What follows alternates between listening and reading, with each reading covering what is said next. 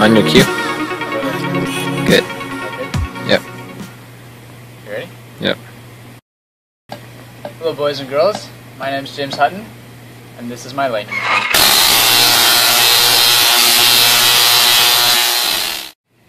Alright, so the technical name for this machine is a Tesla coil.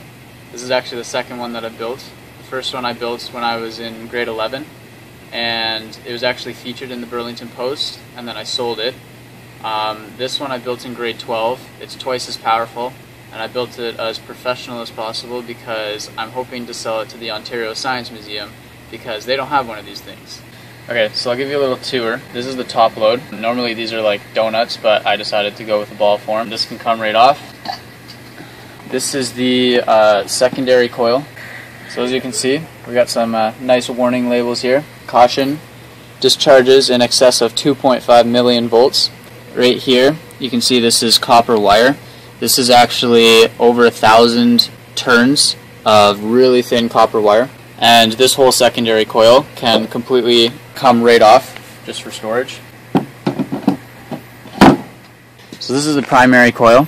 It's several turns of copper tubing. And this is the strike rail.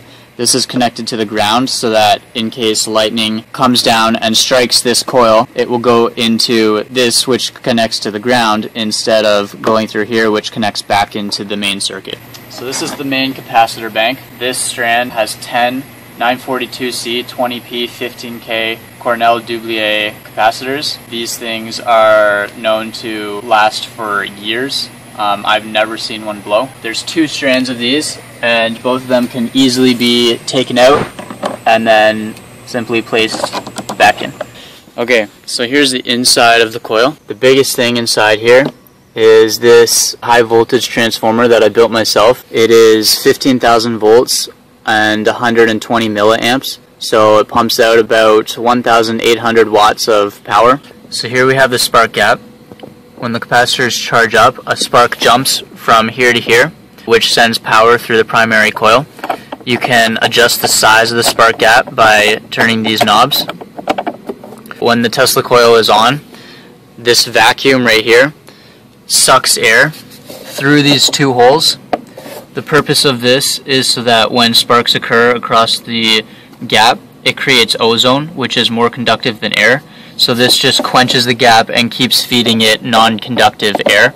And then on the outside, there's two cooling fans to blow continuous fresh air to the machine. So there's still two things that I need to work on for the Tesla coil. One thing is I want to have a control box right here that all the wires feed into so that there's only one wire coming from the wall to here. And the other is underneath here, I have neon lights, and I just need to hook them up, and it provides a blue underglow. So right here, this is what we use to control the power going to the Tesla coil.